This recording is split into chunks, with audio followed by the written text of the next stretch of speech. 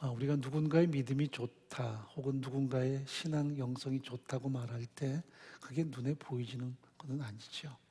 볼 수 없는 것들입니다. 그런데 누군가의 믿음이 좋다고 말하거나 혹은 영성이 있다 말할 때 우리가 그 사람의 이면을 바라보는 게 참 중요합니다. 목사라 그래서 믿음이 좋다라는 등식이 다 성립되지는 않을 거예요.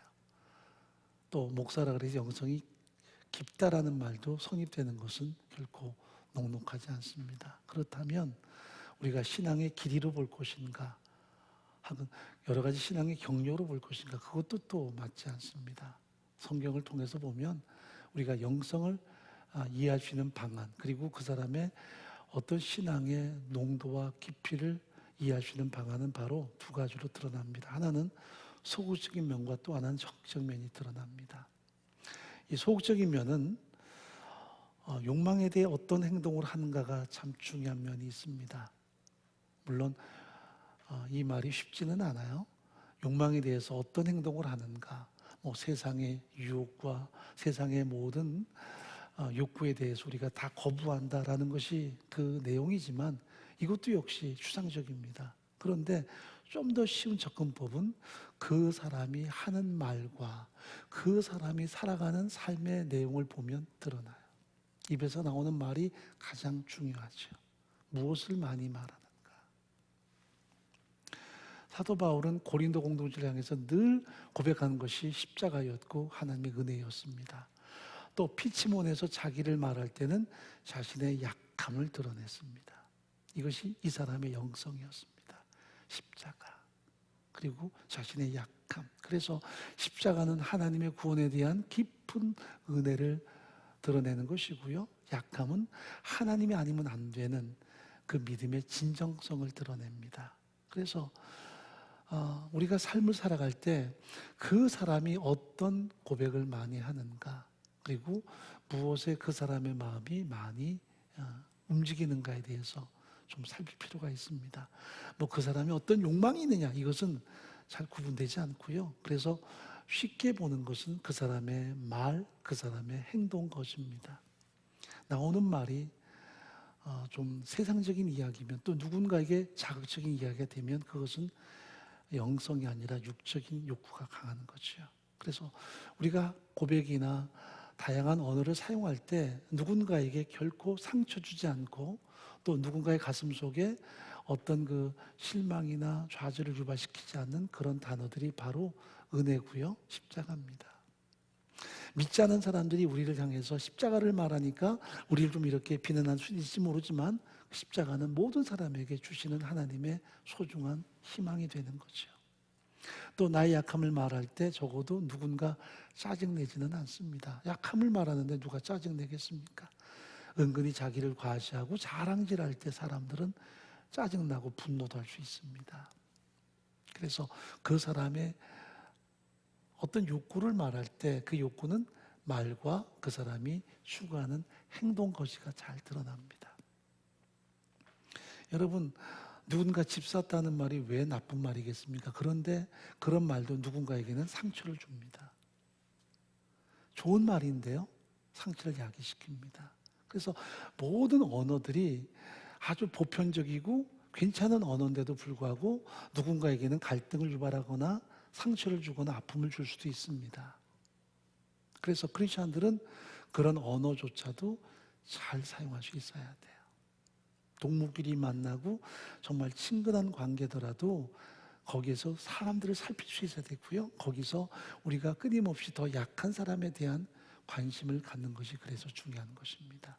그런데 십자가를 말함에 있어서 누가 거친 돌이 되겠습니까? 은혜를 말하는데 누가 거기에 상처 있겠습니까?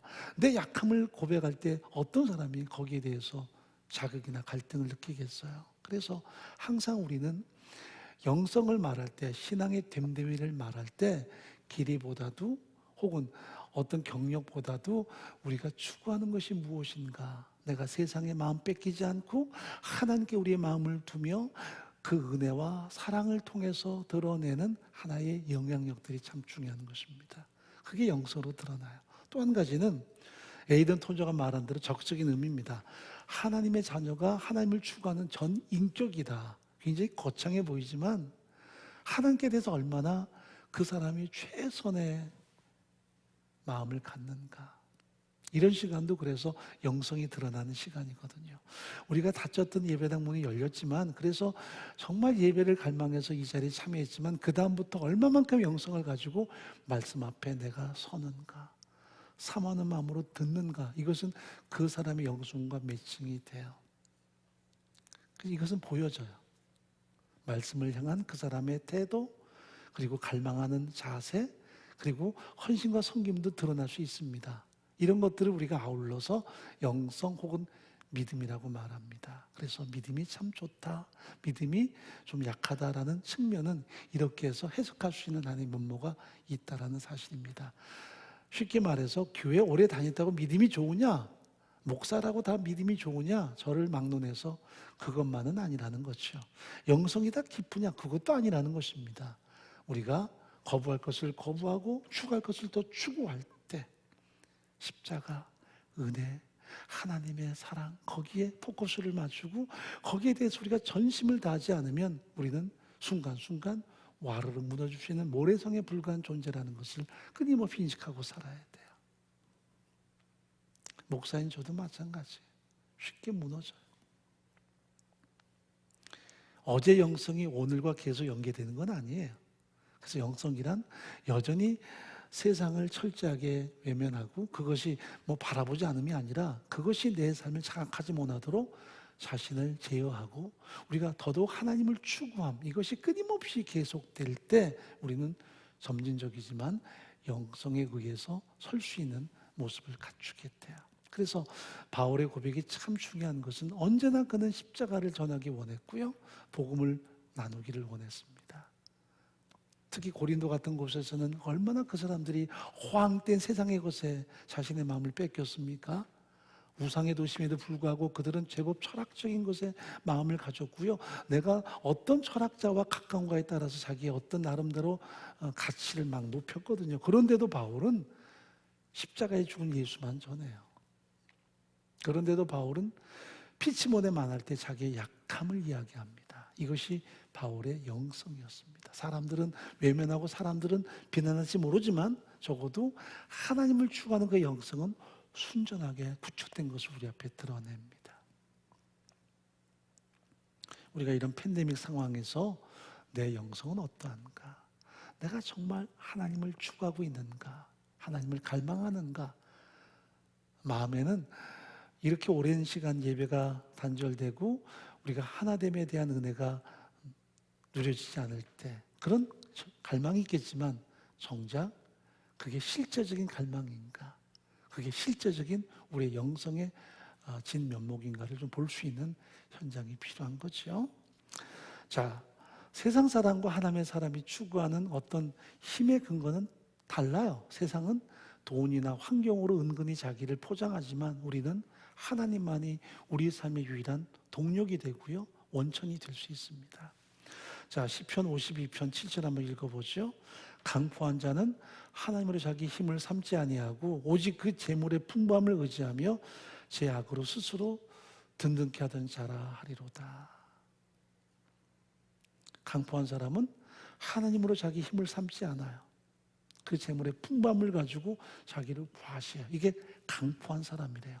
우리가 강포하다 그러면 뭔가 사람을 향해서 난폭하고 누군가에게 많은 해를 끼치는 이런 인물로 아는데, 그런데 실제로 우리가 강포할 수 있어요.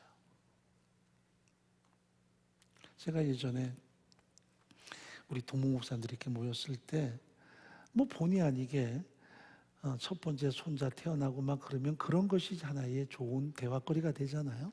그래서 가끔 친구들에게 그랬습니다. 제가 제일 먼저 할아버지가 됐으니까 할아버지 되기 전에는 인간이라 말하지 말라 그랬어요. 그리고 또 다른 동무도 뭐 아이가 결혼해서 아이를 낳고 그러니까 또 손자 손녀 생기고 그랬는데 나중에 알았어요.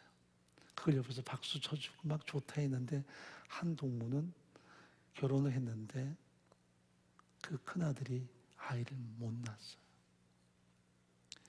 그래서 여러 해 동안 기도하고 정말 하나님의 도우심을 구하고 그리고 다양한 방법을 다 추구한 끝에 쌍둥이를 낳았어요. 그리고 난 다음에 이제 외국에 있다가 팬데믹이 되면서 다시 고국에 돌아오고 그 상동이를 이제 이 목사님하고 사모님하고 같이 1년 동안을 돌봐주는데 거의 골병 들었더라고요. 거의 1년 만에 만났더니요. 머리는 허옇게 쇠고요. 할머니, 할아버지가 따로 없어요. 그래서 잠깐 얘기 나누는데 겉으로 보기에는 막 완전히 1년 만에 노예한 할아버지, 할머니가 됐는데 가슴에는 이제 뭔가 빚을 갚은 느낌이래요. 자기 큰아들 때문에 항상 마음 한쪽에 구멍이 뻥 뚫려 있었는데 이제 우리가 좀 뭔가 갚은 느낌이 든다고. 1년 동안을 아이를 돌봐주면서 몸은 폭삭 본인 말로 꼴았지만 마음에는 뭔가 위안이 있다 그래. 그래서 얘기 나누다가 예전에 우리가 그런 얘기할 때 마음에 좀 어려웠겠네 그랬더니 뭐 찔끔. 근데 말로 찔끔이지만 왜 찔끔이겠어요? 많았겠죠. 그게 강보예요.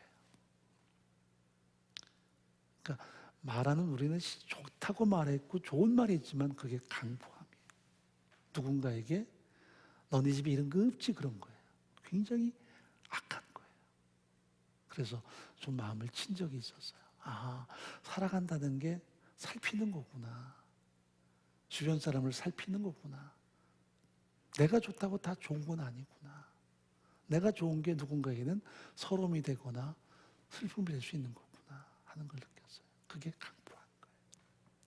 우리가 누군가를 막 말로 압박하거나 혹은 힘으로 완력으로 제어하지 않아도 강포할 수 있어요. 그래서 그런 가운데 하나님의 은혜를 말하고 십자가를 말한다면 그게 강포함이 될 리가 있겠습니까? 위로가 되겠죠. 희망이 되겠죠. 다른 것에 삐뜩하면 강포하다는 것은 예외 없이 적용될 수 있습니다. 젊은이들에게 라떼는 말이에요. 그게 또 강포한 말이에요. 왜냐하면 그 말 한마디가 나쁜 말은 아닌데 결국 누군가의 가슴 속에 상처를 주기 때문입니다. 하나님의 사람들은 하나님을 향한 고백만 드러나야 돼요. 은혜만 말해야 되고 십자가를 자랑할 수 있어야 돼요. 자, 그래서 신명기 8장 3절 말씀 보면 사람이 떡으로만 사는 것이 아니요 여호와 입에서 나오는 모든 말씀으로 사는 줄을 너로 알게 하려 하십니다. 내 힘으로 못 산다. 하나님으로 산다. 이게 누군가에게 상처를 주겠습니까? 위로는 될지언정. 하나님으로 산다. 돈으로 못 산다.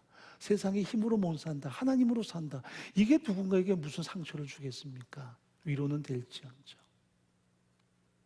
성찰은 될지언정. 자, 이사야 45장 24절 말씀 읽어봅니다. 의와 힘은 여호와께만 있나니 사람들은 그에게로 나아갈 것이라. 여러분, 의와 힘은 여호와께만 있어요. 그 하나님을 의지하는 것이 우리의 진정한 능력이에요. 내게 있는 게 아니에요. 나를 과시하는 것도 아니에요. 자, 많은 사람이 이런 팬데믹 상황에서 영적으로 침체가 된다고 이야기합니다. 어떻게 보면 진정한 침체도 있을 수 있고요. 때로는 우리가 하나의 생각적인 침체도 있을 수 있습니다. 많은 사람은 이제 내가 침체돼 그러면 이게 하나의 추상적인 언어가 될 때가 많아요. 예전처럼 예배당에 못 나가고 내가 마음껏 찬양 드리지 못하고 내가 감당했던 어떤 사명 감당치 않고 예전에 여기 앉아서 막 찬양을 부르고 했으면 그게 막 우리가 뭔가 채워지는 게 있는데 지금은 팬데믹이니까 뭐 온라인상으로 이렇게 들어보면 목사 혼자 떠들고 있고요. 거기에 동참해서 찬양을 부르지만 그 찬양이 얼마나 힘이 있을 거며 얼마나 우리 마음을 깊게 감동으로 채울 수 있겠습니까? 그래서 노력하는 거죠. 그러다 보니 자꾸 형식적인 것처럼 보이고 내가 이게 진정한 예배인가라고 느낄 수도 있고 말이죠. 이게 이제 자꾸 반복되니 우리가 탈진할 수 있는 위험성이 있습니다. 근데 그것은 갈망에 대한 또 다른 우리의 모습이 아닌가 싶어요. 갈망은 큰데 그 갈망이 채워지지 않으니까 내 마음에 가슴앓이가 있는 거겠죠. 그걸 우리가 뭐 영적인 탈진이다 혹은 영적으로 우리가 완전히 추락했다라고 보는 것은 좀 어폐가 있고요. 다만 정말 그 사람이 영적으로 침체가 된 것은 몇 가지 근거를 잡을 수 있습니다. 하나는 신앙을 위해서 아무런 투자도 하지 않아요. 여러분, 말씀에 대해서 얼마나 투자하십니까? 비록 이렇게 팬데믹 상황이지만, 그래서 우리가 현장에서 새벽 기도도 못 하지만, 그러나 좋은 것은 집에서도 할 수 있잖아요. 지난번에 잠깐 우리가 예배당 문을 열었을 때 새벽 기도가 이제 실행되면서 온라인을 닫았어요. 그랬더니 몇몇 분이 저한테 문자를 보내왔습니다. 목사님, 저는 못 가는 곳에 있는데 너무 아쉽습니다. 그러니까 그분들은 멀리 있으면서 새벽 기도에 참여하는 거예요. 심지어 해외에서도 그렇고요. 그러니까 우리가 문을 닫고 우리가 이곳에 못 모인다 그래서 영적으로 곤비하다라고 다 볼 수는 없는 거죠. 어떤 분들은 오히려 더 말씀 앞에 다갈 수 있는 소중한 기회를 찾기도 하는 거죠. 그러나 중요한 것은 신앙을 위해서 어떤 투자를 내가 하고 있는가 점검해 봐야 돼요. 내가 새벽에 못 일어났다면 낮에 시간을 좀 내서라도 이미 이제 새벽은 지나갔지만 유튜브를 통해서 우리 교회 새벽 기도에 또 볼 수 있고요. 그래서 다시 한번 묵상하고 한번 자기를 점검하는 건 굉장히 중요하죠. 근데 우리가 아예 담쌓고 살지는 않는가. 오히려 그 모든 시간을 다른 것에 뺏기지는 않는가 하는 거예요. 또 한 가지는 공동체와 결속력이 약해지거나 또 더 열망을 갖지 못하는 부분도 존재할 것입니다. 그런데 그것도 사실은 어폐가 있어요. 이렇게 못 모이는데 몸이 멀어지면 마음이 멀어진다라는 말은 늘상 있는 말이지만 정말 그럴까 싶어요. 더 갈망이 크지 않을까. 진정한 사랑은요, 아무리 몸이 오래 떨어져도 가슴속에 더 불타오르지 그게 쇠퇴하지 않는다고 생각이 돼요. 제 딸아이가 외국에 있는지 지금 벌써 3년차 접어드는데 못 만났죠. 그러니까 그립죠. 가끔 대화는 하지만 얼굴도 가끔 보지만 그걸로 성에 찹니까? 그렇다고 몸이 멀어졌다고 마음이 먼가요? 아니거든요. 더 사무침이 있거든요. 더 간절함이 있거든요. 우리가 예배에 참여하지 못한다. 공동체에 더 가까이지 못한다. 그래서 내 마음이 식었다. 그것은 어폐가 있어요. 그건 핑계죠. 사실은 더 마음속에 간절함이 있는 거예요. 그게 옳아요. 그러니까 결국 공동체에 못 가니까 내 마음이 공동체가 멀어졌다는 말은 그전에도 이미 멀어졌던 거예요. 이미 마음이 멀리 동떨어져 있던 거예요. 안 그러면 지금 이런 상황에서 더 마음이 여기에 있는 것이고요. 더 간절할 수밖에 없는 것이 진정한 신앙인의 면모겠죠. 또 한 가지는 시간이 갈수록 이제 우리가 말씀에 가까이 하지 못하면 갈망이 사라져요.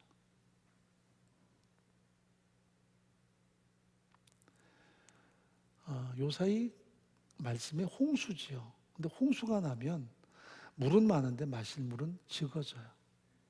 지금 이 시간도 우리가 유튜브로 예배를 드리는 분들은 박 목사가 딱 뜨는데 밑에 보면 또 다른 목사님도 막 뜨거든요. 그래서 제 아내도 가끔 보면 유튜브가 윙 해가지고 자꾸 이렇게 좀 뭔가 오래 걸리죠. 한번 제 얼굴이 나오다가 딱 멈출 때가 있대요. 그래서 눌렀는데 내가 안 나오고 밑에 다른 사람이 뜬대요. 누군가 보면 다른 목사예요. 그러니까 그렇게 해서 쭉 보면 리스트가 뜨고 거기 보면 수많은 사람이 거기에 이제 방문하면 방문자 명단도 수가 많아지죠. 그래서 흔히 유튜브 시대에 인기 목회자들이 많아졌어요. 그렇게 많아졌는데 과연 말씀에 대한 갈망은 우리에게 존재하는가? 말씀에 대한 집중성이 존재하는가? 그리고 자꾸 이제 우리가 세상의 잘못된 가치관으로 휘둘릴 위험성이 있습니다. 내가 구원받았으니까, 내가 신앙의 연조가 있으니까, 또 대부분 이런 상황은 그렇게 살아가는 거야 라고 스스로를 위안할 위험성이 너무나 많아요. 그런데 항상 우리가 말씀 앞에 견고히 서지 않으면, 다시 한번 내 자신을 깊이 성찰하지 않으면 우리의 영성을 다시 한번 견고히 구축하고 하나님 앞에서 존귀하게 세우는 것이 결코 녹록하지만은 않다는 얘기예요. 미국의 경우를 보니까 얼마 전에 제가 본 책에서 팬데믹이 오고 난 다음에 미국 사람 평균이 TV 앞에 있는 시간이 팬데믹 전에는 약 2시간이었답니다. 근데 지금은 4시간으로 불어났대요. 그만큼 사람들이 결국 사랑과 관계가 단절되니까 이제 TV 앞에서 시간을 보내는 거죠. 그래서 우리나라도 마찬가지일 거예요. 제일 많이 호황인 경우는 TV가 가장 많이 팔렸다 그러죠. 그것도 대형 TV들이 많이 팔렸다 그래요. 거기서 서로 간에 커뮤니케이션은 안 되지만 일방적으로 거기 나오는 영상을 보고 시간에 대해서 우리가 조금 여유를 갖는 거죠. 그게 나쁜 건 아닌데 갈수록 그러다 보면 우리가 말씀에 대해서 고립감을 가지게 되고요. 우리의 신앙의 깊이를 누리는데 위험성을 가져요. 여러분, 지난 1년 반 동안의 팬데믹 동안 성경을 얼마나 읽으셨어요? 한번 자신에게 질문해 보세요. 그전보다 더 내가 많이 읽었다. 당연히 그래야 되는데 우리가 현장에서 모이지 못하고 아무래도 사랑방 모임도 현장에서 못 가지니까 시간이 많이 세이브가 되죠. 그냥 오가는 길 다 차단되니까 이제는 영상으로 하면 되니까요. 근데 과연 그 시간 동안에 내가 어떤 삶의 그 시간들을 선용했는가? 굉장히 중요하거든요.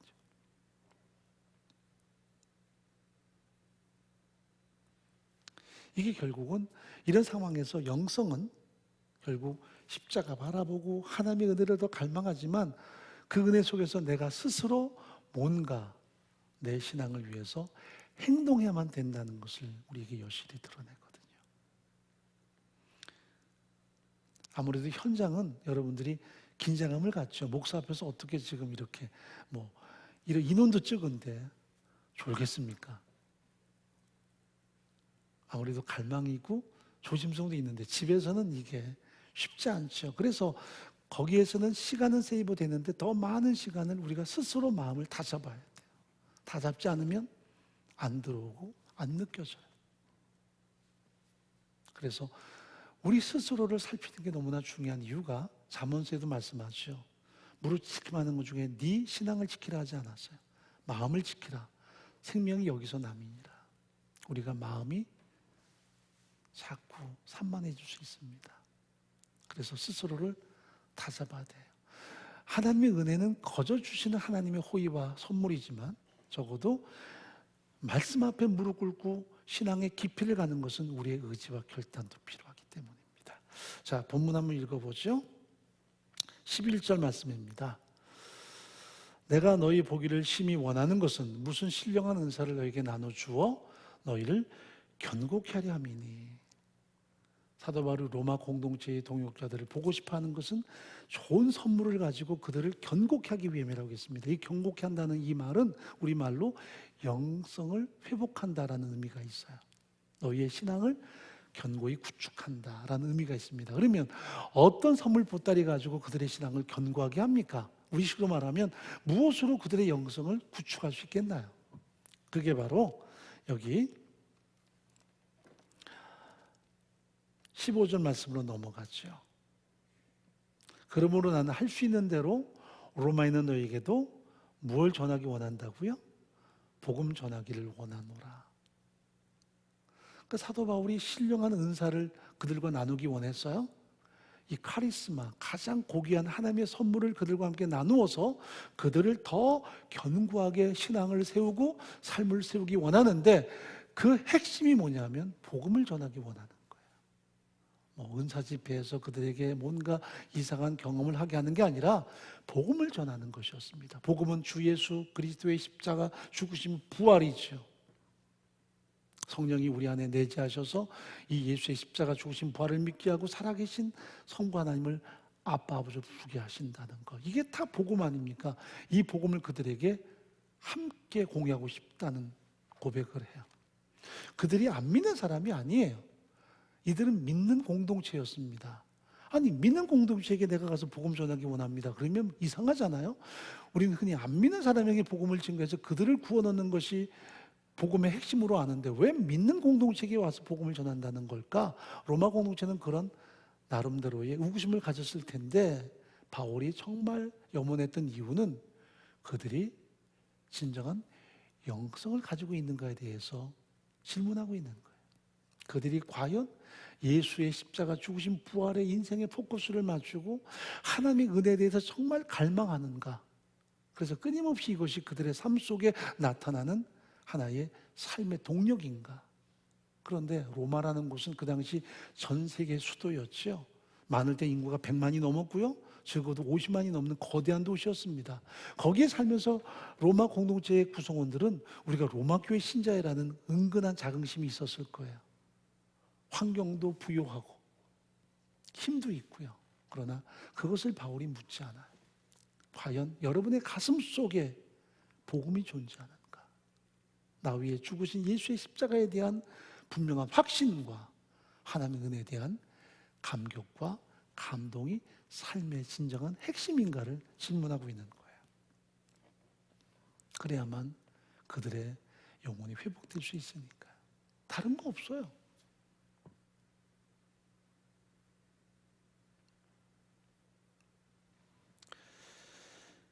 우리가 이런 팬데믹 상황에서 과연 내 영성을 어떻게 회복하지?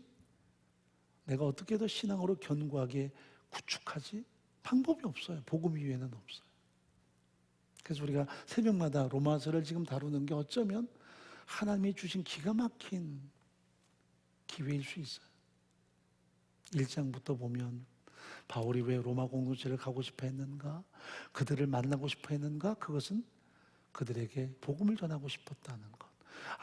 이미 믿는데도 왜 복음이 필요했을까? 그리고 나오는 것이 모든 사람은 다 죄인이라는 선언. 그것이 헬라인이든 유대인이든 야만이든 간에 다 모든 사람은 죄인이라는 것. 인간의 모든 공로, 인간의 모든 열심, 인간의 모든 배경 다 우리를 구원하는 능력이 아니라는 것. 어느 누구도 하나님의 영광에 도달하지 못한다는 것. 심지어 유대인들이 그렇게 자긍심을 갖는 아브라함조차도 자신의 공로나 열심으로 하나님 앞에 구원을 쟁취한 게 아니라 하나님이 오직 그를 은혜로 부르셨고 그가 그 믿음으로 하나님의 은혜를 누렸다는 것을 설명하면서 그 아브라함의 후손으로 우리의 모든 진정한 죄를 용서하시는 메시아가 오신다는 것. 그 메시아가 오셔서 우리의 모든 죄를 담당하셔서 첫사람 아담은 범죄의 원조였다면 둘째 아담은 우리의 모든 죄를 사하시는 구원의 완성이라는 것을 선포하고요.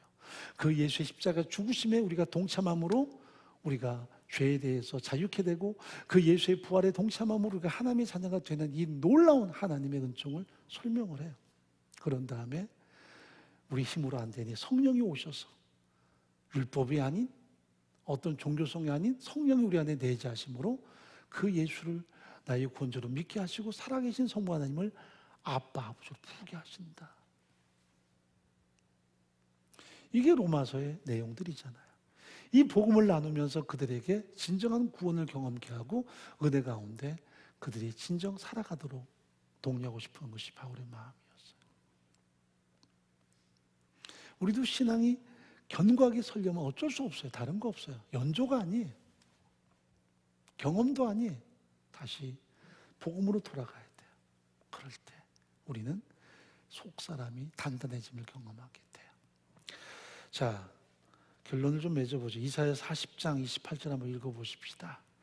너는 알지 못하였느냐? 듣지 못하였느냐? 영원하신 하나님 여호와 땅끝까지 창조하신 자는 피곤치 아니하시며 곤비치 아니하시며 명철이 한이 없으시며 피곤한 자에게는 능력을 주시며 무능한 자에게는 힘을 더하시나니 소년이라도 피곤하며 장정이라도 넘어지고 자빠지되 오직 여호와를 앙망하는 자는 새 힘을 얻으리니 독수리의 낙엽이 올라간 같을 것이며 다른 박자라도 곤비치 아니하겠고 걸어가도 피곤치 아니하리로다.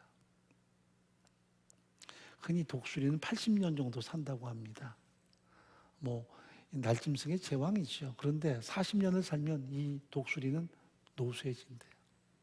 그래서 잘 날지도 못하고 깃털이 무거워져서요. 그리고 발톱도 많이 구부러져서 날카롭게 뭔가를 움켜쥐지도 못합니다. 그래서 40년 지나가면 이렇게 노쇠지는 가운데 결단을 해야 돼요. 내가 새로운 돌파구를 마련할 것인가 아니면 이대로 끝낼 것인가. 결단을 하면 높은 절벽 꼭대기에 올라갑니다. 그리고는 자기 부리로 가지고 모든 털을 뽑아요. 뻘고숭이가 돼요. 온몸에 피가 낭자하죠. 왜냐하면 깃털을 다 뽑는 게 쉽겠습니까? 다 뽑아버려요. 그리고 자기 발톱 다 뽑아버려요. 마지막에는 자기 부리를 바위에 찧어서 꺾어버려요. 그럼 완전히 뻘고숭이처럼 발톱도 빠지고 부리도 부러진 채로 이렇게 몸뚱이만 남아있어요. 그리고는 태양을 바라보며 몇 달 되고 기다려요. 신기한 건 그렇게 기다릴 때 몸에서 털이 나기 시작합니다. 깃털이 덮여요. 또 새롭게 발톱이 나오고요. 부리가 나옵니다. 그러면 완전한 새로운 독수로 변모해서 다시 40년을 살아요. 이사야서가 그것을 알고 우리에게 이 말씀을 전했는지 모르지만 그런 독수리의 생태에 대해서 주는 교훈이 있죠. 우리가 팬데믹을 통해서 다양한 우리 유린당하는 신앙과 영성이 있다면 나를 꺾고 말씀 앞에 서는 그런 태도 이외에는 없어요.